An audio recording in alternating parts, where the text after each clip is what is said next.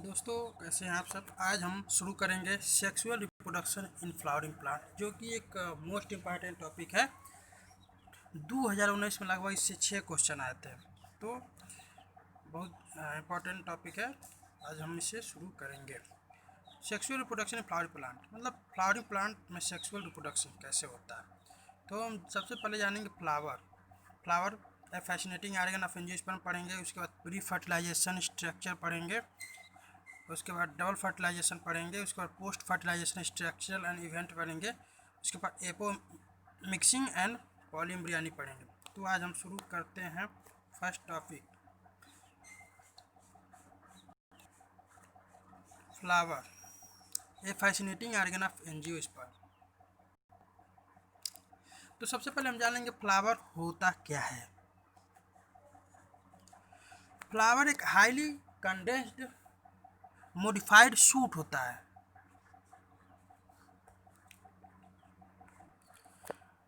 Flowering plant के angiosperm के flowering plant में रूट, स्टेम और लीफ वेजिटेटिव पार्ट होता है, जबकि फ्लावर एक रिप्रोडक्टिव पार्ट होता है। तो इतना फ्लावर के बारे में था। तो आइए हम अध्ययन करेंगे। Human being have had an intimate relationship with flowers since time immoral. मनुष्य के संबंध फूलों से प्राचीन काल से ही रहा है। Flower are object of aesthetic, ornamental, social, religious and cultural value.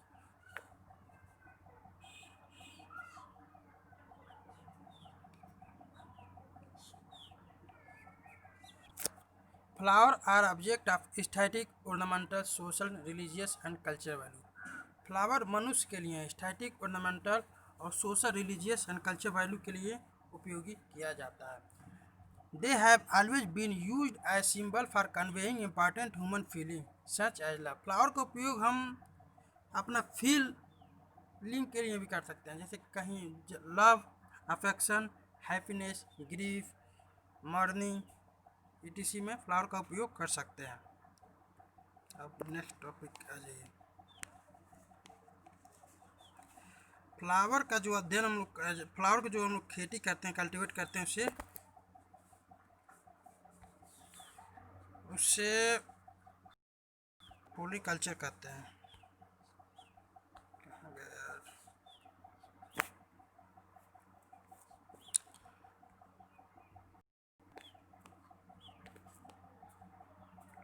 Floriculture marker कहाँ गया यार, मार्कर।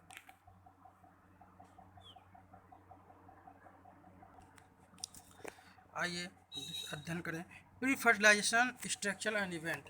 नेक्स्ट टॉपिक है प्री फर्टिलाइजेशन स्ट्रक्चर एंड। इसमें ज़्यादा कुछ इंपॉर्टेंट नहीं है, बस ये इसमें ये इंपॉर्टेंट है कि मेल रिप्रोडक्टिव पार्ट और फीमेल रिप्रोडक्टिव पार्ट कौन होता है। तो आइए हम अध्ययन करते हैं। Much before the actual flower is seen on A plant, the decision that the plant is going flower has taken place. Plant में फूल दिखने से पहले यह डिसीजन हो जाता है कि प्लांट में फूल आने वाले हैं। उसके पश्चात सेवरल हार्मोनल स्ट्रक्चर चेंज, उसके पहले बहुत से हार्मोनल स्ट्रक्चर चेंज होने लगते हैं, initiated which lead to differentiation and further development of floral primordium. कई हार्मोनल एवं स्ट्रक्चर चेंज शुरू होने के बाद इसके बाद फ्लोरल प्रोमेडियम का डिफ्रेंशिएशन व डेवलपमेंट शुरू हो जाता है। Inflorescence are form which bear the floral buds. Inflorescence बनता है जो फ्लावर बर्ड तथा फ्लावर को धारण करता है। In the flower the male and female reproductive structure androecium and gynoecium. Flower में मेल और फीमेल रिप्रोडक्टिव स्ट्रक्चर एंडीसियम और गायनेसियम होता है। Differentiate and develop. Androecium consist of whole stamen. Androecium में स्टामेन का एक होल होता है जो मेल रिप्रोडक्टिव ऑर्गन कहलाता है, तथा गायनेसियम का फीमेल रिप्रोडक्टिव ऑर्गन कहते हैं। मेल रिप्रोडक्टिव ऑर्गन कौन होता है? एंडीसियम। गायनेसियम फीमेल रिप्रोडक्टिव ऑर्गन होता है। अब आइए अध्ययन करेंगे। मेन यहाँ से शुरू होता है क्वेश्चन का बनना। Stamen, microsporangium and pollen grain. तो हम अध्ययन करेंगे स्टामेन के बारे में। स्टामेन के दो पार्ट होते हैं, एक एंथर, एक फिलामेंट। तो फिलामेंट लॉन्ग एंड सिलेंड्रिकल जो होता है फिलामेंट कहलाता है, और जिसका टर्मिनल जनरली बाइलोब स्ट्रक्चर होता है एंथर कहलाता है। The filament, the proximal end of filament attach to the thalamus और पेटल ऑफ द फ्लावर। जो फिलामेंट का प्रॉक्सिमल एंड होता है थैलमस और पेटल द्वारा अटैच होता है। The number and length of stamen are variable in flower different species. Stamen का नंबर और लेंथ अलग अलग फ्लावर में वेरिएबल रहता है। आइए अब यहाँ से करेंगे एंथर के बारे में पढ़ेंगे। ए typical angiosperm anther is bilobed with each lobe है 2 टिका। टिपिकल एंजियोस्पर्म में एंथर बाइलोब्ड होता है, ईच लोब है 2 टिका होता है, जिसे डाइटिकस कहते हैं।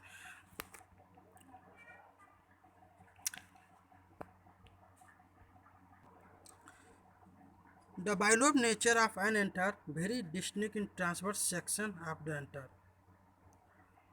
एंथर का बाइलोब नेचर हमें ट्रांसवर्स सेक्शन में स्पष्ट दिखाई देता है।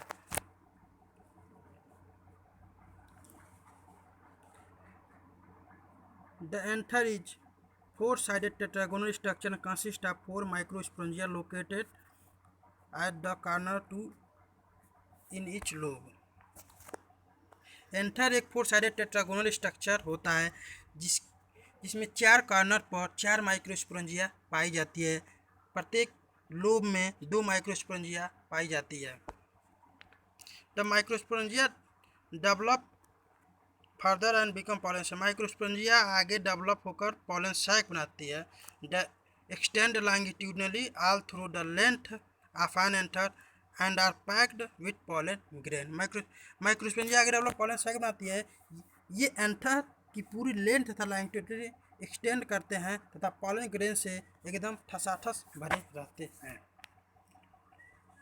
Structure of microsporangia.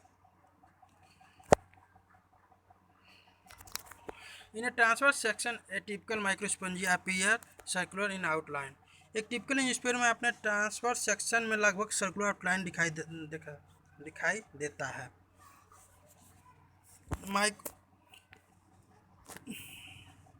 It is generally surrounded by 4 wall layer: epidermis, endothelium, middle layer, and tapetum.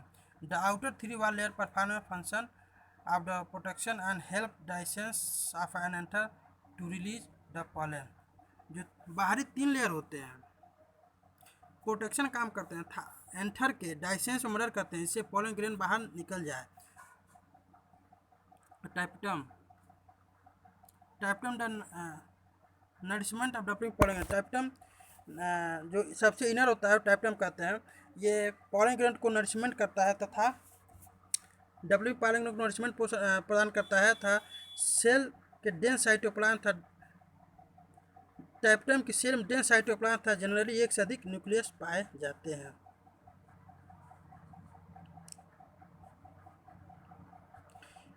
आइए when the anther young, a group compactly arranged homogeneous cell called sporogenous tissue। जब anther young होता है तब इसकी प्रत्येक microsporangium के central में compactly arrangement homogeneous cell का एक समूह होता है, इसे स्पोरोजेनस टिश्यू कहते हैं।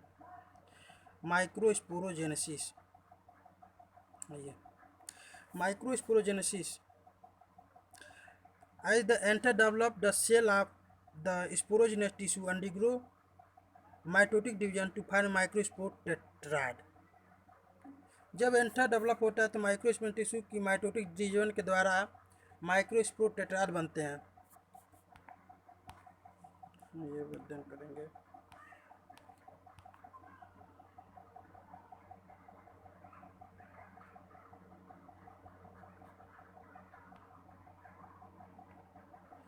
पॉलन ग्रेन के बारे में पढ़ेंगे।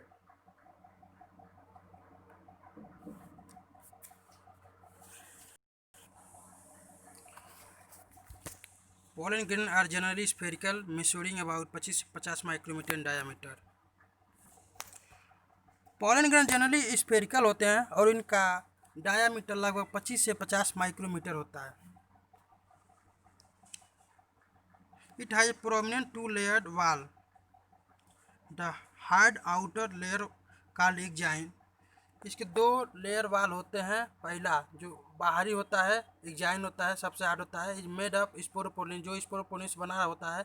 विच is one of the most resistant organic, जो एक मोस्ट ऑर्गेनिक मटेरियल है, मोस्ट रेजिस्टेंस ऑर्गेनिक मटेरियल होता है। इट इज वाइट स्टैंड, यह सह सकता है हाई टेम्परेचर को, स्ट्रांग एसिड को एंड एल्कलाइड को। No enzyme degrade sporopollenin for, कोई ऐसा एंजाइम नहीं बना है जो कि स्पोरोपोलिन को डिग्रेड्स कर सके। Pollen grain exine has prominent aperture germ pore, pollen grain के एग्जाइन पार्ट में एक छोटा छिद्र होता है जिसे जर्मपुर कहते हैं। अब आइए intine. Intine the inner wall of pollen grain called intine, यह होता है कंटिन्यूस लेयर बनाता है, बना होता है cellulose and pectin. Intine cellulose और पेक्टिन से बना होता है। The cytoplasm of pollen grain surrounded by plasma membrane, pollen grain pollen the cytoplasm of pollen grain is surrounded by plasma membrane, pollen grain का cytoplasm प्लाज्मा मेम्ब्रेन द्वारा घिरा होता है। when the pollen grain is mature it consists two cells, जब pollen grain mature होता है दो cell से जुड़ा होता है, वेजिटेटिव सेल और generative cell. The vegetative cell bigger होता है, हैज अबंडेंट फूड रिजर्व, और फूड रिजर्व करने काम करता है, जिसका एक लार्ज पोलन ग्रेन में एक लार्ज न्यूक्लियस पाया जाता है जिसका शेप इरेगुलर होता है। The generative cell small and float cytoplasm of the vegetative cell, generative cell small होता है था वेजिटेटिव सेल के साइटोप्लाज्म में फ्लोट करता है। It is spindle shape with dense cytoplasm and nucleus, यह स्पिंडल शेप का होता है। एक इसके अंदर इसके साइटोप्लाज्म में एक न्यूक्लियस पाया जाता है। In over 16% of angiosperm pollen grain are shaded two cell state, लगभग एंजियोस्पर्म में 70% स्पीसीज दो सेल स्टेज में अपना वाइबिलिटी खो देते हैं। It in the remaining species the generative cell divided mitotically to give rise to the male gametes before pollen grain are three cell shaded। बाकी बची एंजियोस्पर्म में पॉलन गिरने के झड़ने से पहले जेनेटिव सेल में माइटोटिक डिवीजन से दो मेल गैमेट बनते हैं। इस प्रकार पॉलन ग्रेन तीन सेल स्टेज में की कंडीशन में झड़ते हैं, तीन सेल स्टेज में झड़ते हैं। 60% एंजियोस्पर्म दो सेल स्टेज में झड़ते हैं, बाकी बचे कुछ एंजियोस्पर्म स्पीसीज दो सेल स्टेज में झड़ते हैं। Pollen grain of many species cause several allergy and bronchial affection in some people, often leading to chronic respiratory disorder like asthma, bronchitis। Pollen grain की कई स्पीसीज कुछ लोगों में एलर्जी था ब्रांचियोलस affliction काज करते हैं, जैसे कभी कभी लोगों में अस्थमा और ब्रांचाइटिस जैसे क्रॉनिक रेस्पिरेटरी डिसऑर्डर हो जाते हैं। It may be mentioned the Parthenium or carrot grass that come into India as a contaminated with important weed has become ubiquitous in occurrence and cause pollen allergy। Important है wheat के साथ भारत आई parthenium carrot grass की उपस्थिति सर्वव्यापक हो गई तथा इसके पॉलन ग्रेन एलर्जी काज करते हैं।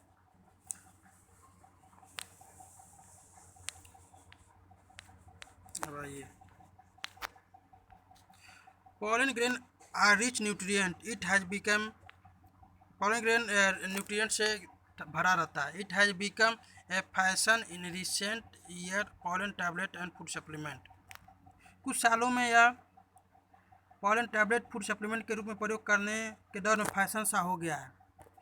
In western country a large number of pollen product in the form of tablet and syrup, western country में पॉलन प्रोडक्ट का उपयोग अधिक होता है, लार्ज नंबर करते हैं टैबलेट और सिरप के रूप में। Pollen consumption has been a climate increase the performance athlete and race, pollen consumption लेने से जो एथलीट्स होते हैं परफॉर्मेंस बढ़ा रहता है, रेस हार्स हो चाहे एथलीट का रनिंग हो। इसमें आ जाइए, इसमें ज़्यादा कुछ नहीं है। यहाँ शुरू करते हैं यहाँ से। In the some cereal such rice and wheat pollen grain are loss viability 30 minute. कुछ अनाज, कुछ क्रियल जैसे राइस एंड वीट अपना बायोबिलिटी 30 मिनट में ही खो देते हैं और कुछ का मंथ भर बढ़ाता है, जैसे कि and some members of Rosaceae Leguminaceae and Solanaceae they maintain viability in month. ये अपना बायोबिलिटी मंथलो भर रहते हैं, मंथ भर बना रहता है। You have heard of storing semen sperm many animals including human artificial insemination. आपने एनिमल था ह्यूमन के स्पर्म सीमेन को आर्टिफिशियल इंसेमिनेशन के लिए स्टोर करने के बारे में अवश्य सुना होगा। कई स्पीसीज के पॉलन ग्रेन को लिक्विड नाइट्रोजन में -96 डिग्री सेल्सियस पर कई साल तक स्टोर किया जा सकता है। क्रॉप ब्रीडिंग प्रोग्राम में सीड बैंक की तरह स्टोर पॉलन को पॉलन बैंक के रूप में प्रयोग करते हैं। आगे आगे आज बस इतना ही। आज आगे पढ़ा जाएगा the pistil megasporangium ovule and embryo sac. तो दोस्तों ये अगर ये वीडियो पसंद आई है तो कमेंट जरूर करें, कमेंट करके बताइएगा तो हम नेक्स्ट पार्ट बनाएंगे। और लाइक कर दें, लाइक और सब्सक्राइब जरूर करें।